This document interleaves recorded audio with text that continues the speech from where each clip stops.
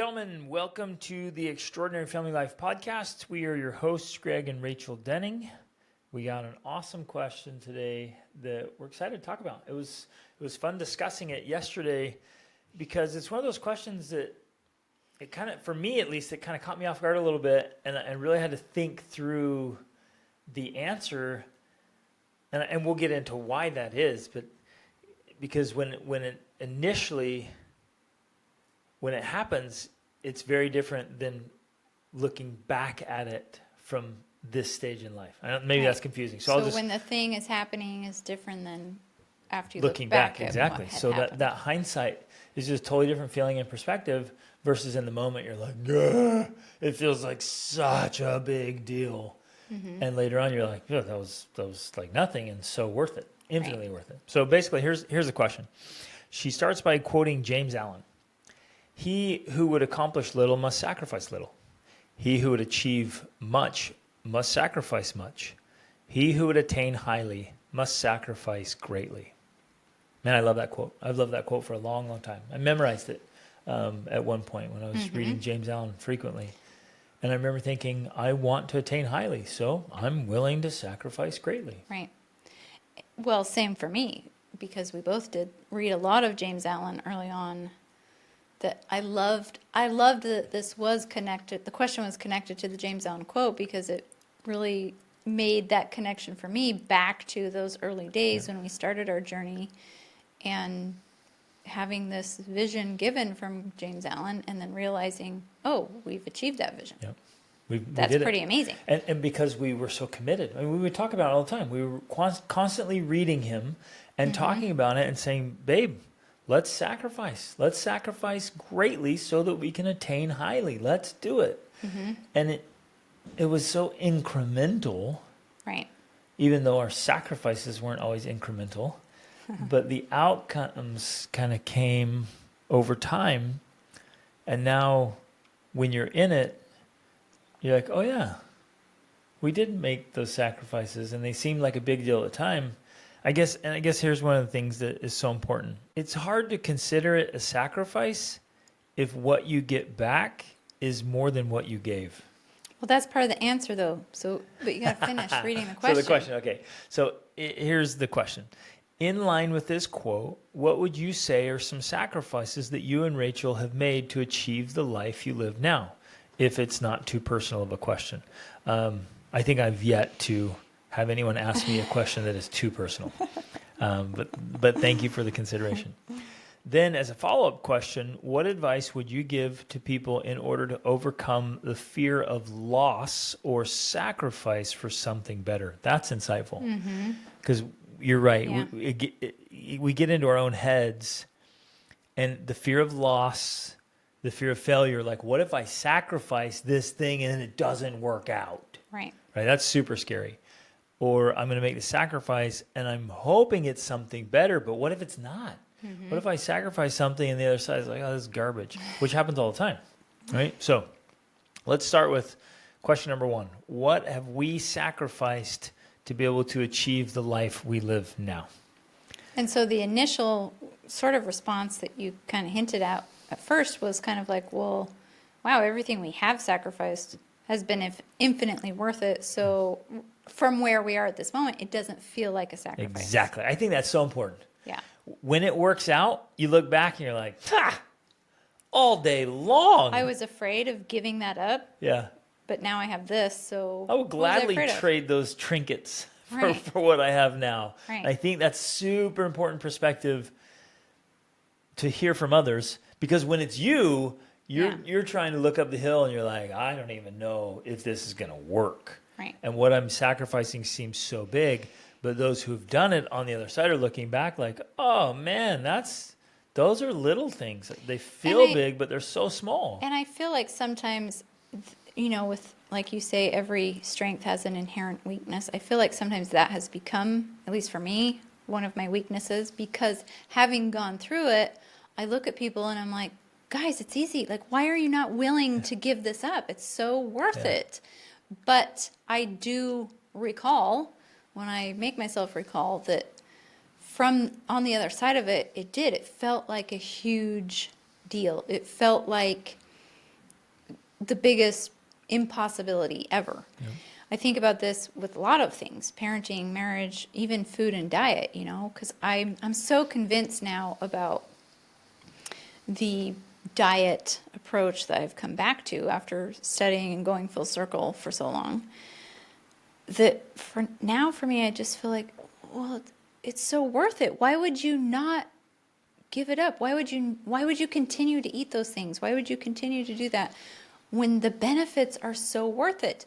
But I do know that for many people, that's simply just this huge leap of faith. It's this huge unknown. Well, it's just a really big barrier. Would it be worth it? So difficult. Yeah, for me to completely eliminate all processed foods or whatever, it just seems like so unreasonable. Maybe let's start there. That's probably not what people would expect. Like they ask, okay, Dennings, what did you sacrifice greatly to achieve highly? And we start with, junk food and highly processed food and garbage.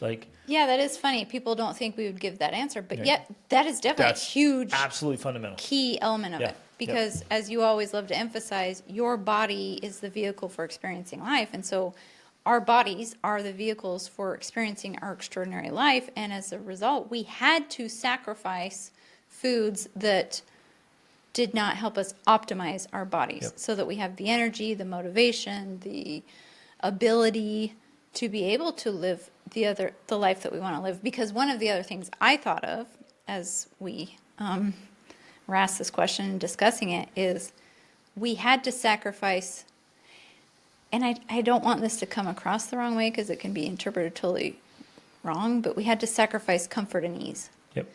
Meaning, and the way I think of it is one time our oldest daughter was talking to some friends that were her age, and she's in her 20s, and she was telling them about our life and all the things that we do and all the places that we go and that we homeschool and we have businesses and we travel the world. And their response was very interesting to me because they said, that sounds exhausting, right? Rather than, oh my gosh, what an amazing life. What an epic, adventurous They've traveled life. to 60 countries. Yeah. Wow. Their response was, that sounds exhausting. And so one of the things we had to sacrifice was this life of comfort and ease where the hardest thing you do is not that hard, and then you come home and watch Netflix. Yeah. We had to sacrifice that. We don't do that. That's not our life. Our life is very busy. We are extremely highly productive. But that's because we're intentionally doing things all day long to be productive. And yet we also have a comfortable life. Yeah, right. That's why it could be misinterpreted because it's not like we have an uncomfortable, miserable life. We have a great life. We don't sleep on the floor and let the bugs in and right. We have a luxurious life. Yeah. And we still, take our ease at times. We are probably going to go to the beach after this podcast episode. You know what I mean? Like we have plenty of comfort and ease, but not nobody ever would call us lazy. Yeah. And right. nobody would accuse us of, sacrificing opportunities or productivity for convenience or the comforts and I think you're right. That's a little bit of semantics there because a lot of people their only pursuit in life, and they may not even say this cognitively like, oh, my pursuit is comfort. They wouldn't. But what they end up doing is everything in their life is for more comfort, more convenience, more ease. Mm-hmm. They're just chasing that down. Like anything that can stop the pain. Just working is so hard and all these hard things. We didn't play that game. And at the same time, avoiding those things that would require additional effort. And that is one of the sacrifices. Like because you're right, I think the default for many people is they're pursuing a life that's leading to AKA retirement. Yep. And so as a result, they're constantly trying to make their life easier, more comfortable, more convenient. And so then to pursue something that puts all of that in danger is uncomfortable. It requires additional effort. It requires effort above and beyond what you've been doing. And that's the sacrifice you have to make. You have to be willing to sacrifice all of that comfort and ease and luxury and convenience and be able to do the extra work so that you can obtain the greater rewards. Yep. So that one's even a little bit hard to articulate, but we definitely walked away from comfort, convenience, ease, this idea of kind of keeping up with the Joneses, doing what everyone else is doing. We totally set aside for years the nice house and the nice car and those kind of things and stuff. That was very intentional early on. Now we have a big, nice house and we have nice things and all of that is great. But it was almost like that came as an outcome of pursuing another way of life rather than the other way around. Yep. And so we were willing to sacrifice those things in the beginning so that we could pursue more meaning and purpose in life. And as a result, we were able to, I guess, have both. Yep, exactly. Yeah. Which I think is crazy important because if we had pursued owning lots of stuff and things, furniture and decorations and all the bling bling and whatever, we might have attained all that, and then we for sure would have missed out on all the memories and adventures and all the great things and experiences and the growth. Yes, we would have sacrificed the growth for stuff, but because we set aside the stuff and we were chasing growth, like that is one thing we've always done. We absolutely chase growth, period, and we still do. Growth is our priority in self-improvement and family improvement. So we've chased that. And because we grew so much and continue to grow so much, then all these other benefits come back. So in a way, you're like, again, cognitively, you're like, well, we didn't sacrifice it. We have all these amazing things. It's great. But we did have to sacrifice them. When we didn't have them. them. Right. We had to choose, like, what are we going to do? Are we going to follow the traditional path? Are we going to get a nice, set of furniture? Or are we going to go have an epic, uncomfortable adventure? That was very important. Yeah, so definitely early on, we were actually sacrificing a lot of physical things. Yep. And it was very significant for us because one of the things we were talking about yesterday is that Greg and I both kind of grew up in a bit of a poverty mentality. There were times when our families had to receive welfare help or help from other people. And I know when we were first married, first of all, like the career opportunity until you're 65 with the 401k, like that was our dream. And we achieved it and we thought we've arrived. This is like the best thing that could ever happen to us, right? But as far as stuff went, we were both so obsessed with having things. I just remember people would give stuff away for free and I'd be like, oh, yes, I'll take it. I want it. We were the people who would get on like Craigslist and they're like, hey, this is free. Just come pick it up. And we're like, we're going to get this free stuff, And so having all of that stuff, even though I would look back at that now and say, this is all junk, but having it just becoming hoarders. Yeah. It just felt so important and so necessary. And so we did go through a period of time where we literally got rid of pretty much everything. Yep. And that was, for us, a very necessary sacrifice. Super formative. And, so at one point, becoming minimalists and then really essentialists, like keeping only what's essential. That was a very important part of our journey. Sacrificing our security blanket of stuff. Right. Sacrificing our connection and obsession with things. Yep. In order, and in our mind at the time, we were exchanging that for experience because early on we didn't have the funds or ability to travel and have a home. We couldn't afford to do both. So that's a perfect example. Right. It's like we either travel and have adventures or we have a home, and we put the home on the altar. Yeah. So we gave that up so that we could have the experiences that came from travel. Ooh, so important. I think one thing that we did for sure sacrificed was entertainment. We live in an age of entertainment, and we love entertainment. Like, it's not like we're like, that's lame. We love movies. We love entertainment. We love all the fun things that people love to do. But we realize, like, most people are literally entertaining themselves to death. And they're taking their families with them. And we just said, as much as we like watching TV and movies, and I loved watching sports. Grew up as an athlete. I thought, no, I don't want to do that. And so Rachel and I committed we're not getting a TV, and we were going to buy books. As newlyweds, yeah. As newlyweds, and we started a family. And so we just bought books. And so we sacrificed entertainment for books. And then we sacrificed like leisure time or, fluffy time, frivolous time, just whatever. Time. Just chitty-chatting with whoever, staring at the wall, listening to music, blah, blah, blah. We sacrificed that for reading to and listening to books. Even I remember when I consciously said, I'm not listening to the radio ever again. Like, we're not going to listen to the radio. I'm going to listen to audiobooks. Right. And back then, we were listening to cassette tapes and then books on CD. Right. And then finally MP3 books. I'm like, let's go. So we did. We sacrificed superficial conversations, shallow conversations, and shallow entertainment, and just tons of empty time. Yeah. So besides the entertainment time, because you're right, when we were first married, we literally had no TV. We watch more movies now than we ever did as newlyweds or for many years of our lives.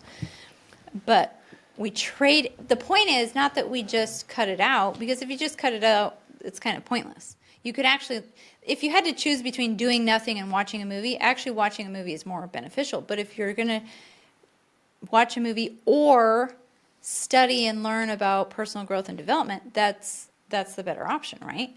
And so that's what we did. We sacrificed all of that time and devoted it instead to personal development. But then kind of you touched on this piece of the frivolous time, and for lack of a better term, it was we gave up a lot of friend time. We didn't seek out a lot of social engagements or social time with friends because, and I know that this can sound callous, it wasn't helping us with our goals. It wasn't helping us achieve the things that we wanted to. Now, the ones that were helping us, we invested heavily in it.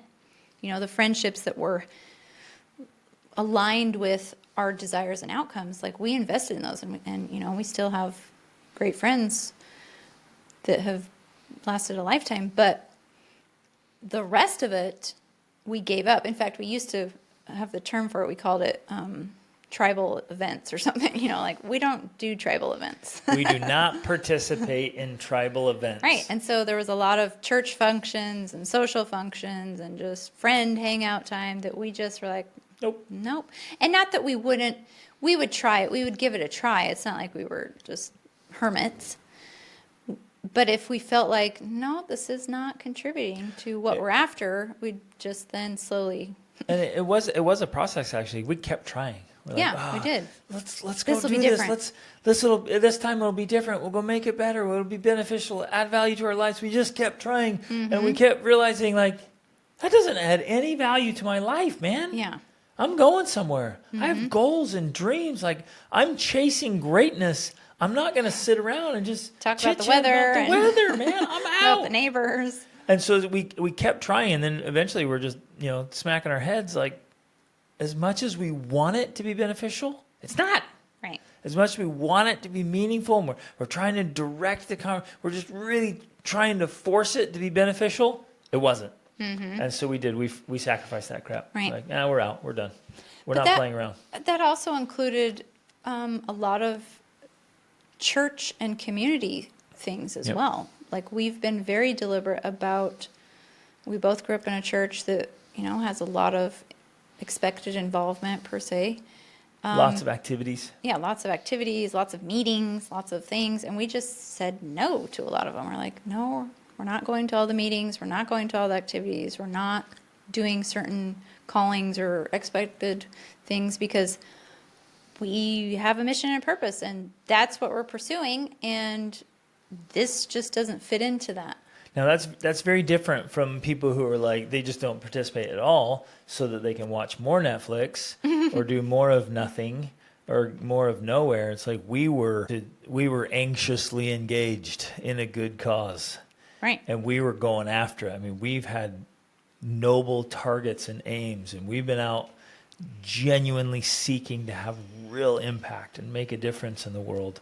Like we're genuinely chasing greatness. And so we're sacrificing what is good for what is better. Yeah. And that's important. That's another element here is like, what do you sacrifice? Sacrifice good things for great things. Right. And that's an important piece of this. And I guess part of what we're saying here, and just to articulate it differently, is we sacrificed social expectations. Yeah, definitely. We were willing to say no to the things that were socially expected of us if they did not align with what it was we were trying to achieve. And deal with the kickback and the criticism that comes with that. We sacrificed the good, so quote, the good opinions of others, including family members or friends with well-meaning people. Like, hey, we're going to live unconventionally. What? You're going to ruin your family? You're going to ruin your kids' lives? They're going to get whatever, blah, blah, blah, blah, blah, go on and on. And that started when we thought, we're going to homeschool. Here it comes. We're going to do home birth. What? You guys are a bunch of weirdo hippies, and it comes all down, and everybody and all their things. So we sacrificed that. I guess, how do we articulate that? You sacrifice this avoidance of conflict, right? Because so many people go along there. I just want to avoid conflict. I just want to avoid. I don't want to. What's the wording? You don't want to stir things up. You don't want to tip things over. You don't want to ruffle any feathers. And we're trying to go along through life, just like let's not upset anyone. And we sacrifice that. We're like, no, I'm gonna upset anybody. I don't even care. So I sacrifice the opinions of others that don't care. Which actually kind of is funny because I am one of those that does kind of care. But I guess I didn't care enough that I would allow it to affect my actual decisions. Because I know there are people who are like, oh, I can't do that because my neighbor down the street who I see every day would think it was weird or that something was wrong with me.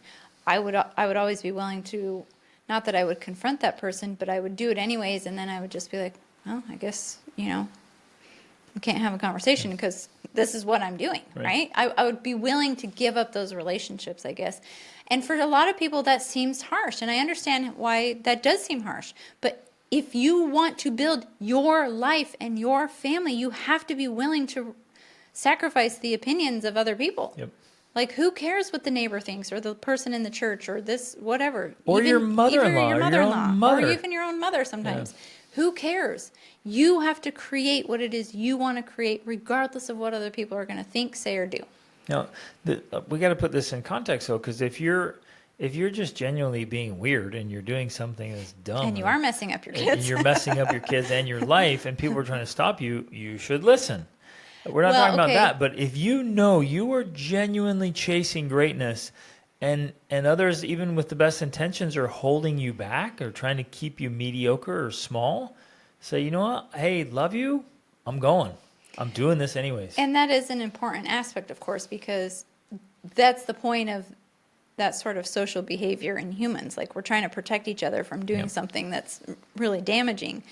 And so we would take it into consideration. If somebody said something, we would think about it. We would analyze it and be like, are we messing up our kids? Are we making a mistake here? And we've asked those questions to ourselves many times over the years.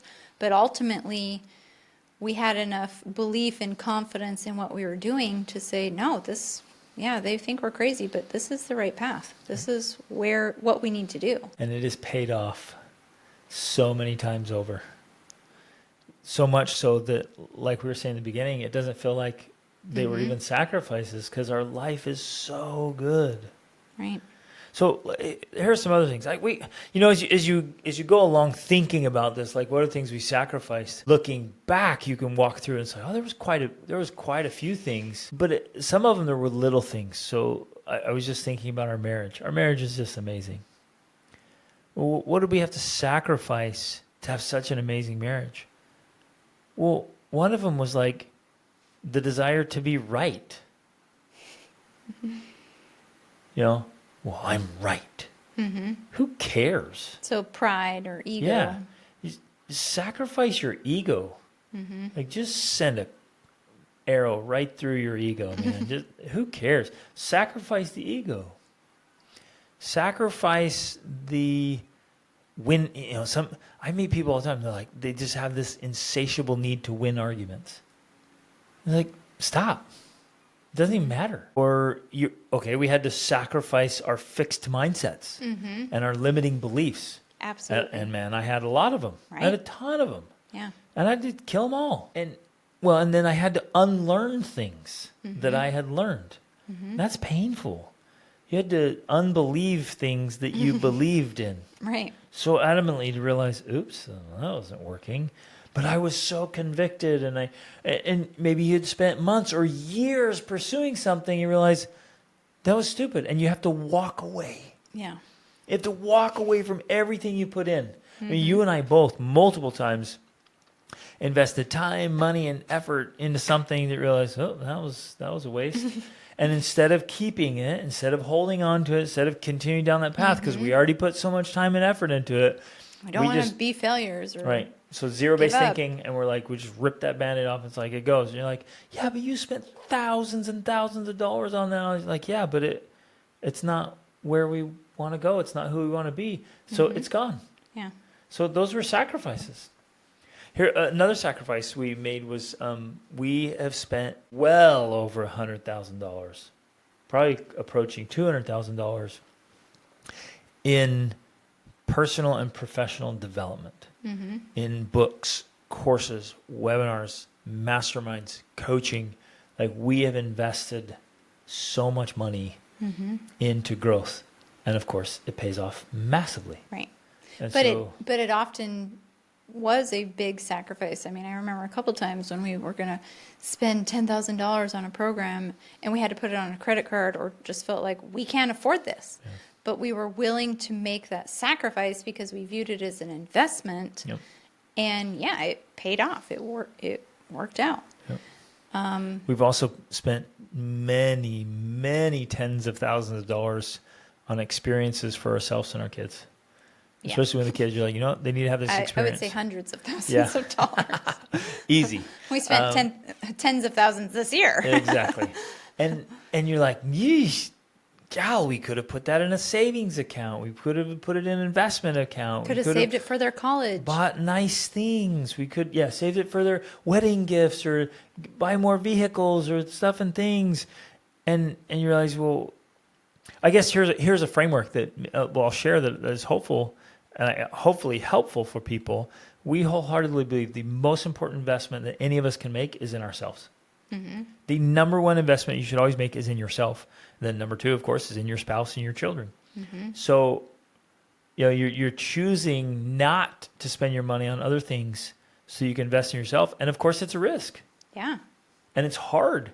You're like, I could put this in savings so we feel safer, or I could take this and spend it on an experience that we hope makes us better. Which is a risk, because there's also definitely a level of intentionality and skill that is required to make that experience actually valuable, rather than just a vacation. Right. It could be a waste of money. Right. And often was. We started businesses and spent tons of money, and they were just flops. But we tried it. We were willing to be unconventional and nonconformists, and that was important in our journey. Very, very important. We were willing to question convention. Yeah, it's thinking outside of the box, essentially. We were willing to be open to ideas that didn't fit into the norm of, the social expectations, or even our own expectations. We were willing to consider things that existed outside of what we personally knew or understood or believed. Yep.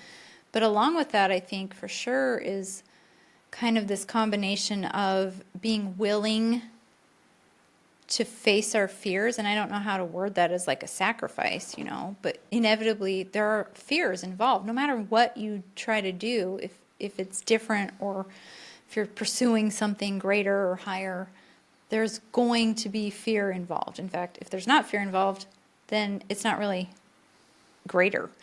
You're not pursuing greatness if no fear is involved. Yep. Like, it's a natural part of the equation. And so I don't know what the sacrifice is there, but maybe it's the sacrifice of comfort, of remaining in the comfort zone. Yeah. It's some form of, and I wrote this the other day. It's like, just because you don't face your fears doesn't make you any safer. Right. Or any less fearless. It feels safe. Yeah. The fears are still there. Yeah. You're just choosing not to confront them or to avoid them so that you don't feel them. But they're still there. They haven't gone away. Yeah. So it's being willing to engage in that process. But then the other thing too is we, I guess, sacrificed our need to look successful at all times and to be willing to fail or to fall on our face or to make mistakes, which we did plenty of times and which is very painful. And people were like, ha, told you so, Told you so, sucker. right?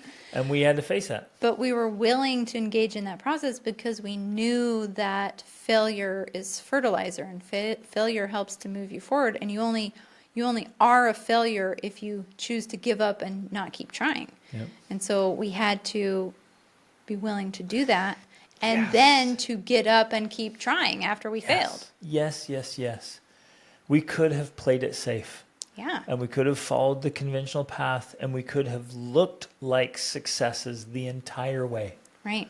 We could have just followed this along, and everyone's looked like, wow, you guys are doing it Well, right. right. Everything's working out.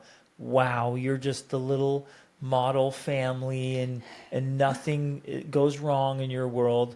And we're like, forget that crap. Let's jump off this cliff and see if we splat. That's especially true because I think we did have initial success early on. You got hired in a very prestigious position that was coveted by many other people. Very hard to get in. It had great, hard to get in. It had great benefits. It kind of put you at the top of this hierarchy of importance. That's how we started. We chose to give that up to pursue a more unconventional path. And then That one was pivotal because they were like, if you walk out the door, you can't come Yeah. back. There's no like rehire. They tried to persuade me not to leave. Right. And they said, if you leave, the door closes behind you. But that I was like, oh. a similar thing happened at least 3 or 4 more times. There were at least 2 other positions you were offered that were over $100,000 a month base salary, Plus plus commissions. all the commissions and the benefits. You know, which I again, knew I would have crushed it. right? And exactly. they handed out the bling bling with all the benefits, all the Right. bonuses, all the stuff right there on the platter. And we could have very easily have accepted that position, and you would have been very successful at it. And again, here we are. We have the look of success, but somehow, I don't know, just in our soul, we knew that it would be soul-sucking, that it wasn't pursuing what we actually wanted and what was really meaningful to us. And so we were willing to sacrifice that in order to pursue the meaning and purpose that we were after. And then that happened again with another job, then another position you had for a while you were very successful at. And same thing, they kept convincing you to stay and stay and stay and offering you more and more and more. And finally we were like, this served a purpose for a while. It was a part of our journey, but we know now we have to walk away from it. We have to leave because we can't reach the greater heights that we're after if we stay here. And so we had to walk away. And in each of those instances, we sacrificed security. Oh, absolutely we did. Yeah. Yes. Yeah. In fact, in every one of those, there was money and benefits all right there. And we're like, no, We're going to go for... we'll choose to be broke. Yeah, Like right. we It chose was. like this vow of poverty No. because we're like, no, this is more where we want to go. It's insane. It's crazy. And yet, I don't know. And that's where the challenge is, because ultimately you have to be kind of in tune with the cliche following your heart thing, because that's really what has to guide you. Like that has to be the guiding force that leads you to reaching your full potential. And as long as you continue to ignore that, that's when you end up in these situations which are less than ideal, less than what you really want from your life. Yeah, and that's like you referenced the soul sucking part of it. You're just like, yeah, okay, I'm checking all the boxes. Yeah, I'm I've got the doing nice all house. the things. Really, my life sucks. Mm-hmm. It feels like a void. My life is empty. I don't like I'm all not the fulfilled. Not most happy. of my life. I don't like, Right. but I'm on successful. paper. I'm successful. Right. I've done all the things. Yeah. And so we're the opposite. We're like, We didn't do any of the things. Well, and on paper, we may not look successful. Yeah. You know what I mean? Because what do we have to show or offer? You know, we're coming full circle now, of course. Like, we are building that side of it, but it's almost like we did it backwards. We lived life backwards. Which reminds me, years ago, when we lived in India, we met this man, this couple that are super amazing. They've written a lot of books, the Ayers, and I remember him having this talk with you back then about how that's the way you should do life. You should live life backwards. You should live your retirement years while you're young and then build your career and your wealth later when As the the kids are children, older. Yes, Yeah. the kids are older. And we were already doing that. We'd already been pursuing that path, but that really resonated with us because we're like, yeah, that is the way it should be done. And so that's definitely kind of the phase we're moving into now is we're more purposefully growing our business and more purposefully growing our wealth because we sacrificed a lot of that early on to build our family, which was what mattered the most to us. Yep. You know, that's what we cared about, which now is why we have such a great marriage and such a great family because we made those sacrifices early on. And we have genuine happiness and joy. We have inner peace. Sometimes I forget this because we're so used to it. It's like, well, this is just how it is. This is how we are. And it's easy to forget that this is unbelievably rare. The love we have, the peace we have, the joy and happiness we have is so rare. Our marriage is just extraordinary levels. Our kids, 7 amazing kids. We have an incredible relationship with each one of them. They have incredible relationships with each other. And we have phenomenal health. I mean, right there, that is true wealth. Right. We have it all in abundance. And we wake up just loving our lives. Like, I remember the last time I woke up sick to my stomach, wishing I weren't awake. It was in like 2008. We had lost everything. Yeah, that was bad. It was so bad. And yet, what really brought us through that was we remembered, like, wait a minute, we still have each other. We still have our health. We still have our faith. We still have our happiness and joy. We still have all the things that really matter. We were just broke at that time, really, really broke. And then we clawed our way out of that. And like, wait, we still have all this abundance. And we have it all. So, like, the sacrifices we made now seem so trivial compared to what we get to enjoy. I think where people are going to struggle is that they want to, and we get to see it, you and I get to see it every day. We're working with people. They don't want to step away from The known. Yep, you're right. What's known, what's familiar.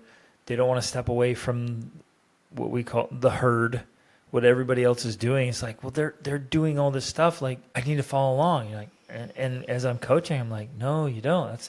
If that's what you want, I'll help you do it well. But what you're telling me is that you don't want that. And yet they keep marching along with the herd when what they want is over there. And it's hard to step away from that. It's hard to, well, like everything we've already mentioned. So I think if we break it down to a daily or a weekly thing, then maybe people will look at it and still see that, like, there's sacrifices, so to speak, that we're making every day. It's like we get up in the morning and we go into our morning routines. So we're not checking our messages. We're not jumping on social media. We're not, getting up, entertaining ourselves. We're not getting out of bed and going to the donut shop. I mean, so some people look at our lives. We're not running to school or work, or like, we're not doing that. We get up and we make our mornings. They're slow mornings. They're beautiful, peaceful mornings. Intentional. We nourish our mind, body, and spirit every morning. I know some people would look at that and be like, oh, it's so hard, Dennings. How do you not wake up and check social media first thing and then go for a donut? And you're like, so I mean, maybe some people would still see that as a sacrifice, but I can't see it as a sacrifice because it's so much better. Our life is so much better without the trash. It's amazing. And so then we do work that matters. Well, and we Maybe that's a work out sacrifice. and spend time as a family in the morning. Yep. Yesterday we went running and walking at the cliffs, and then working out in the gym together. Yep. I mean, And we work out hard. we spend all day, every day together. Yep. Working, playing, eating, laughing, doing Studying, school, yeah. doing work, all day, every day. That's our life. And it's such an amazing, incredible, joyful way to live, especially when you like each other and you get along and you have fun together, and, you know, there's no fighting, there's no arguing or disagreements or ugliness. It's just love and peace and joy. Now, and this is not to paint some perfect picture, because there's still frustrations and our son's working on remodeling or fixing up a Defender. There's irritation involved with that, right? Like there's frustration of this thing, or this part is delayed, or whatever. So there's still life and it's irritations, but I think the image that comes to my mind is kind of like there's the ocean, and maybe the waves on top get ruffled, but below it there's still the depth Deep of peace. Yeah. That's underlying all of this, especially when it's connected to a deep sense of meaning and purpose. Like every part of our life is filled with meaning and purpose. There's nothing that we do, and sometimes I think people don't fully realize this. We've been so deliberate about intentionally orchestrating our lives. There's literally nothing, and I don't say that lightly, literally nothing we do that we haven't intentionally decided to do. And I would say boldly, there is nothing in our life that we don't want here. Right. There's nothing in our life that we don't want as a part of our life. And that's including people and circumstances, Right. whatever. Like anything's like, oh, no, that's toxic. That's off. That's it's out, gone. Yeah. Like and so maybe that's the sacrifice there of like, oh, we put all kinds of things, anything is on the chopping block if it comes in and disturbs the dream life we're living. Right. Here's a couple little things I think that we had to sacrifice. We had to sacrifice sarcasm. I was very sarcastic and very, I love to tease, and I realized that's not helpful. And we still do a lot of teasing, but it's bantering. We have some playful teasing. bantering. It's not sarcasm. It's not hurtful. So insulting, gone. Mm-hmm. Mockery, making fun of people where it like kind of hurts, and everyone laughs but it kind of hurts, gone. My temper. I had a crazy temper. I was very angry. That had to be sacrificed on the altar. I'm like, that sucker is gone. I will not allow myself to be angry. And again, I'm just thinking through our family dynamics. I'm like, no, like all these little things that I observe people doing. They're again the arguing, the trying to be right, the teasing, the mockery, the fighting over stuff and things, just getting all worked up. We sacrificed all that. Like I'm not going to get worked up over little things. Mm-hmm. And I know it sounds like a weird thing to bring up. I'm like, hey, what'd you have to sacrifice to live a great life? Well, one of the things I had to sacrifice is stop getting upset over little things.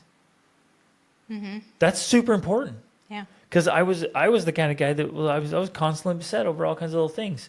And if you get upset at little things, then you're upset all the time. And I started telling myself, like, only little people get upset over little things. So I had to sacrifice being a little person. Mm-hmm. I had to sacrifice, again, we talked about the pride, the ego, the selfishness, the self-centeredness, the material focus. Okay, here's another thing we sacrificed. We sacrificed this desire to, we call it the peacock pageantry. We had to sacrifice performance and participation in the pageantry. Where I'm going along, I'm trying to get all the titles and positions and certificates and diplomas and all these little things, all the little stickers that tell society how important I am. We just had to walk away from all of that and genuinely not care. And it still comes up. People were like, oh, well, how are you, where are your credentials? How are you qualified to talk about parenting? What are your marriage? qualifications? And I'm like, my results. Results are the only real qualification because results don't lie. And so, people who are still like, well, you can't participate in this little pageantry. I'm like, I want nothing to do with it. and I can absolutely succeed without your little pageantry. So that was something we also had to sacrifice. Walk away from the pageantry. Check out and do your own thing. So I guess that's the overall message is, Well, but I have to emphasize this again, because back to the whole point, the reason why it's scary is because there is actually real danger. yep.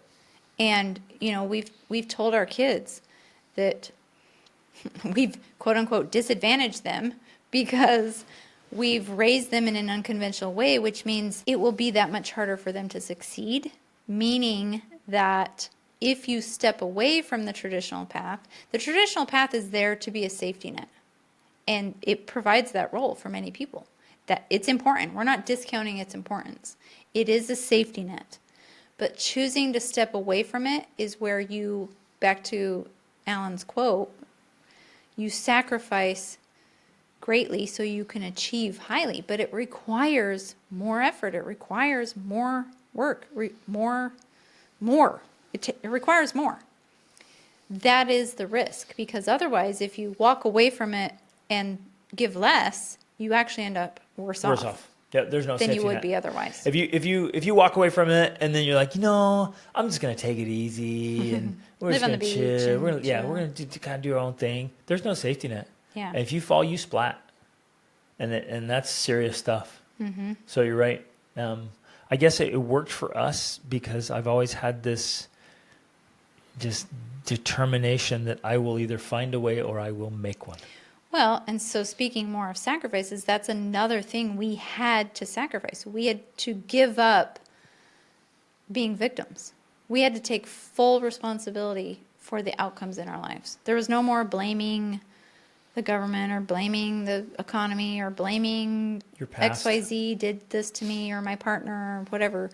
We just had to own the outcomes. And I feel like that's something we've actually been really good at. Like anytime something bad happens to us, we always just say, where did we fail? What did we do wrong? How did we contribute to this happening to us?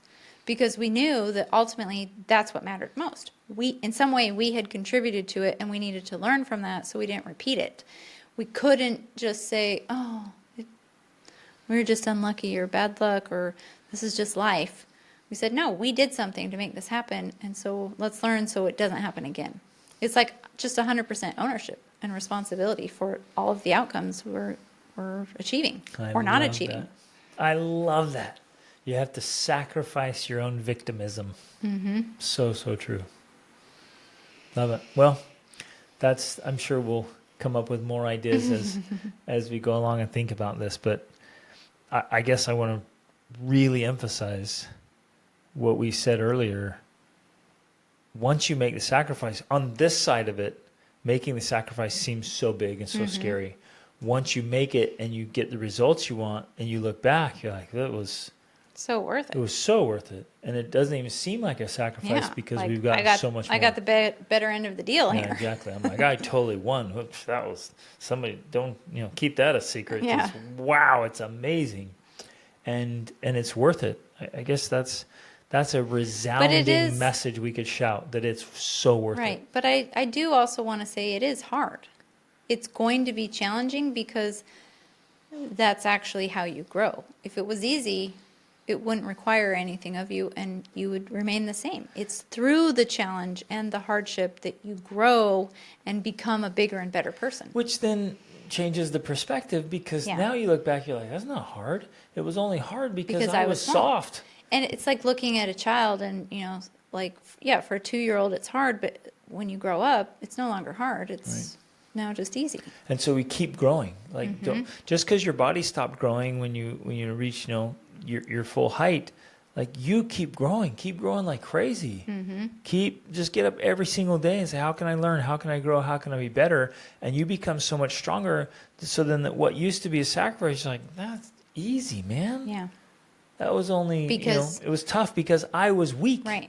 And now you're a bigger person, more capable, more competent. And so it does. You look back and see that was easy. And then what's super cool is that on your day-to-day, week-to-week, you're pushing yourself, you're pushing your limits, you're achieving great things, you're living a great life, And it's not all that hard. It's really enjoyable.